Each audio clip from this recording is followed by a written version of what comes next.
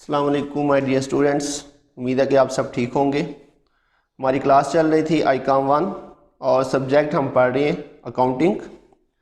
Last lectures के अंदर हमने डिस्कस किया था एनालिसिस ऑफ ट्रांजैक्शन क्या होती हैं और हमने इसी तरह से एक्सरसाइज नंबर 1 भी सॉल्व की थी। तो आज हम इंशाल्लाह नोट्स में से एक्सरसाइज नंबर 2 सॉल्व करेंगे। तो आपने ये जो भी एक्सरसाइज हम क्लास में डिस्कस करें इसको आपने बाई हैंड जो है वो अपने रजिस्टर पे भी सॉल्व करना है साथ साथ, तो इंशाल्लाह फिर आपको ज़्यादा समझ आएगी। तो चलते हैं हम अपनी नेक्स्ट एक्सरसाइज की तरफ। एक्सरसाइज नंबर 2 है हमारे पास। क्लास हमारी ICOM 1 थी और सब्जेक्ट हम पढ़ रहे थे अकाउंटिंग।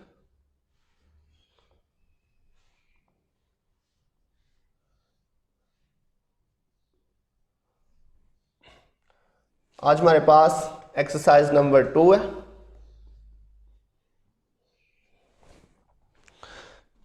इसके अंदर हमारे पास सबसे पहली ट्रांजैक्शन है sold building for cash. Sold building for cash. तो आपको याद होगा हमने बात की थी एनालिसिस ऑफ ट्रांजैक्शन के अंदर हमने 3 काम करने होते हैं। सबसे पहले हमने हेड्स ऑफ अकाउंट्स की पहचान करनी होती है। हमने बात की थी कोई भी ट्रांजैक्शन होगी उसमें कम से कम 2 हेड्स ऑफ अकाउंट जरूर होंगे और 2 से ज़्यादा भी हो सकते हैं। तो सबसे पहला हमारा काम क्या होगा, हेड्स ऑफ अकाउंट्स की पहचान करना। और उसके बाद हमने दूसरे नंबर पे देखा था हमने क्या करना है, इंक्रीज या डिक्रीज हम उसमें देखेंगे और फिर हमने डेबिट एंड क्रेडिट का रूल अप्लाई कर देना। तो इन लेक्चर से पहले आपको ये सारी चीज़ें पीछे से क्लियर होनी चाहिए। तो सबसे पहले हम हेड ऑफ अकाउंट की पहचान करते हैं, ये हमारा फर्स्ट काम था। तो इसमें हमारे पास 2 चीज़ें आपको दी हुई हैं क्वेश्चन के अंदर, ट्रांजैक्शन के अंदर। एक है बिल्डिंग और दूसरा आपके पास है कैश। तो बिल्डिंग जो है ये हमारा एसेट होता है, ये हमारा पहला काम हो गया, हमने पहचान कर ली कि बिल्डिंग हमारा एसेट है। और इसी तरह कैश भी हमारा एसेट है। उसके बाद दूसरे नंबर पे हमने क्या देखना होता है कि इनमें इंक्रीज हो रहा है या डिक्रीज हो रहा है। तो हमने बात की थी जो चीज़ हम खरीदेंगे उसमें इंक्रीज होगा और जो चीज़ हमारे पास से जा रही है, जो हम सेल कर रहे हैं, वो डिक्रीज हो जाएगी। तो यहाँ पे हम देखें तो हमने सोल्ड बिल्डिंग सेल कर दिया, इसका मतलब बिल्डिंग हमारे पास से जा रही है। तो इसका मतलब यहाँ पे बिल्डिंग में क्या हो रहा है, डिक्रीज हो रहा है, आपके पास कमी हो रही है। और जब आप बिल्डिंग सेल करेंगे तो कैश आपके पास आ रहा है, तो जो चीज़ आपके पास आ रही है उसमें क्या हो रहा है, उसमें इंक्रीज हो रहा है। तो यहाँ पे कैश में क्या होगा, इंक्रीज। तो ये हमारा दूसरा काम भी हो गया। और तीसरे नंबर पे हमने बात की थी, हमने रूल अप्लाई करना है डेबिट एंड क्रेडिट का। तो एसेट के लिए क्या रूल हमने पढ़ा था, एसेट डिक्रीज होगा तो ये क्रेडिट हो जाएगा और एसेट इंक्रीज होगा तो ये आपका डेबिट हो जाएगा। तो ये हमारी बिल्कुल सिंपल सी ट्रांजैक्शन थी। इसी तरह से दूसरी ट्रांजैक्शन लिखी हुई है sold car for cash. Sold car for cash. तो इसमें देखिए हमारे पास 2 चीजें कौन कौन सी आ रही हैं, एक आपके पास आ रहा है कार और दूसरा आपके पास आ रहा है कैश। तो पहला काम पहचान करेंगे, ये कार हमारा एसेट है और कैश भी हमारा एसेट है। दूसरा काम क्या था, इंक्रीज या डिक्रीज हमने देखना। तो सोल्ड कार हमने सेल कर दिया, इसका मतलब कार में क्या हो रहा है, डिक्रीज हो रहा है। और जब कार सेल करेंगे तो कैश हमारे पास आ रहा है, इसका मतलब कैश में क्या हो रहा है, इंक्रीज हो रहा है। अब रूल अप्लाई कर देते हैं, कार एसेट था, डिक्रीज हो रहा है तो आपने इसे क्रेडिट कर देना। और इसके अलावा कैश एसेट था, इसमें इंक्रीज हो रहा है तो हम इसको क्या कर देंगे, डेबिट कर देंगे। ये हमारी दूसरी ट्रांजैक्शन कंप्लीट हो गई। उसके बाद sold machine for cash, number 3 पे ट्रांजैक्शन है सोल्ड मशीन फॉर कैश।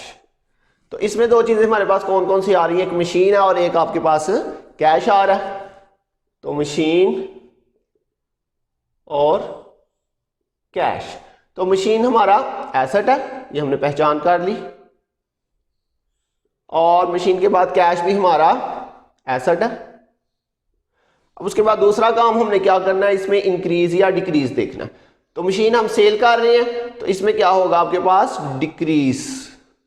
और कैश आपके पास आएगा, चूंकि आप मशीन सेल कर रहे हैं तो कैश में क्या हो रहा है, इंक्रीज।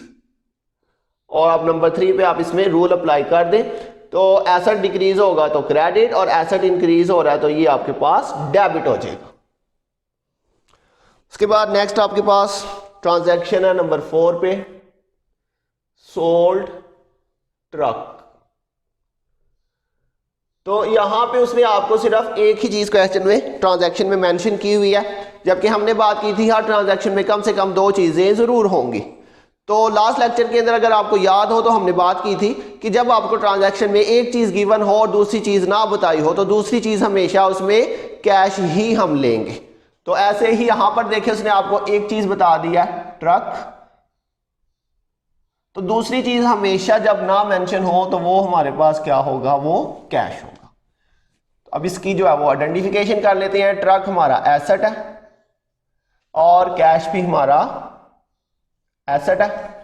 तो ट्रक हमने सेल किया तो इसमें क्या हो रहा है, डिक्रीज, और कैश हमारे पास इंक्रीज होगा क्योंकि ट्रक सेल कर रही है तो कैश हमारे पास आ रहा है। अब रूल अप्लाई कर दें, एसेट डिक्रीज हो रहा है तो ये क्रेडिट हो जाएगा, और यहां पे एसेट इंक्रीज हो रहा है तो ये आपके पास डेबिट हो जाएगा। इसी तरह से आपके पास है next transaction number 5, sold laptop. तो इसमें भी अगर आप देखें तो आपको सिर्फ एक चीज गिवन है लैपटॉप, और दूसरी चीज इसमें फिर क्या होगी, वो अंडरस्टूड है, वो कैश होगी। तो लैपटॉप आपका एसेट है और कैश भी आपका एसेट है। ये पहला काम हो गया। दूसरा काम देखेंगे इंक्रीज हो रहा है या डिक्रीज। तो सोल्ड लैपटॉप, लैपटॉप हमने सेल किया तो इसमें क्या हो रहा है, डिक्रीज हो रहा है, कमी हो रही है। और कैश एसेट है, इसमें आपके पास इंक्रीज हो रहा है। अब फिर से रूल अप्लाई करें, एसेट डिक्रीज होगा तो क्रेडिट कर देंगे और एसेट इंक्रीज होगा तो डेबिट कर देंगे।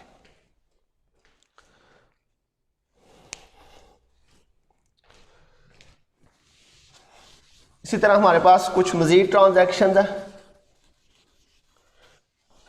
तो अगर आपको ये ट्रांजैक्शंस क्लियर हो जाती हैं तो इंशाल्लाह आने वाले चैप्टर्स आपके लिए बिल्कुल इजी होंगे। तो ये हमारा बेस है।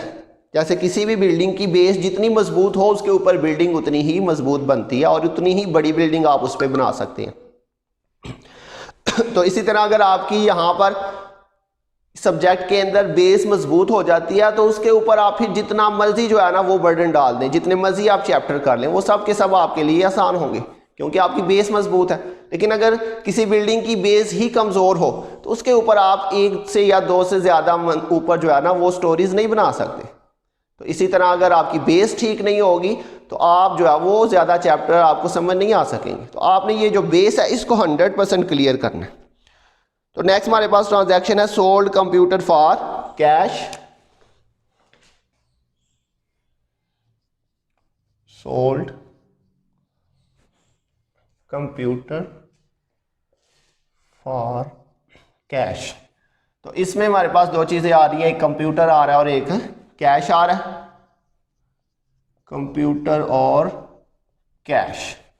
तो पहला काम हमारा क्या होगा, पहचान करना। कंप्यूटर हमारा एसेट है, कैश भी हमारा एसेट है। दूसरा काम इंक्रीज डिक्रीज। सोल्ड कंप्यूटर हमने कर दिया तो इसका मतलब इसमें डिक्रीज हो रहा है और कैश में क्या हो रहा है, इंक्रीज हो रहा है। अब रूल अप्लाई करते हैं नंबर 3 पे, एसेट डिक्रीज हो रहा है तो क्रेडिट कर देंगे और एसेट इंक्रीज हो रहा है तो हम इसे डेबिट कर देंगे।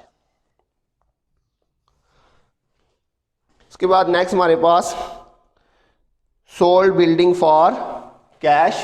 सॉरी ये हमने फर्स्ट नंबर पे कर ली थी, ये दोबारा से आ गई है, हम इसको स्किप कर देते हैं। उसके बाद है सोल्ड टाइपराइटर।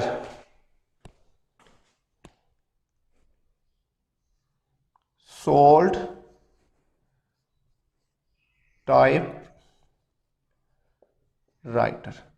तो इसमें भी सिर्फ एक चीज गिवन है, दूसरी चीज गिवन नहीं है। तो आपके पास एक चीज इसमें टाइपराइटर आ जाएगी टाइपराइटर, और दूसरी चीज़ जो है वो आपके पास इसमें कैश आ जाएगा। टाइपराइटर आपका एसेट है और कैश भी आपका एसेट है। टाइपराइटर आपने सेल किया तो इसमें डिक्रीज हो रहा है, और कैश आपके पास आ रहा है तो ये आपके पास इंक्रीज हो रहा है। एसेट डिक्रीज होगा तो हम इसे क्रेडिट कर देंगे, और यहाँ पे एसेट इंक्रीज हो रहा है तो हम इसे डेबिट कर देंगे।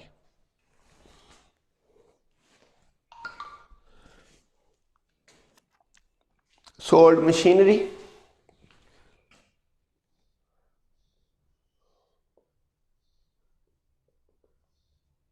तो यहां पर भी आपको सिर्फ एक ही चीज गिवन है, मशीनरी, और दूसरी चीज जो है वो आपके पास अंडरस्टूड है, कैश होगी। मशीनरी हमारा एसेट है, कैश भी हमारा एसेट है। मशीन सेल की है तो ये डिक्रीज हो जाएगी, और कैश आ रहा है तो ये आपके पास इंक्रीज हो जाएगा। एसेट डिक्रीज हो रहा है तो ये क्रेडिट हो जाएगा, और एसेट इंक्रीज हो रहा है तो ये आपके पास डेबिट हो जाएगा। इसी तरह से हमारे पास नेक्स्ट है सोल्ड लैंड फॉर कैश। तो इसमें दो चीजें आ रही हैं, एक लैंड और एक कैश। लैंड और कैश, तो लैंड हमारा एसेट है, कैश भी हमारा एसेट है। लैंड हमने सेल किया है तो इसमें डिक्रीज हो रहा है, और कैश हमारे पास आ रहा है तो इसमें इंक्रीज हो रहा है।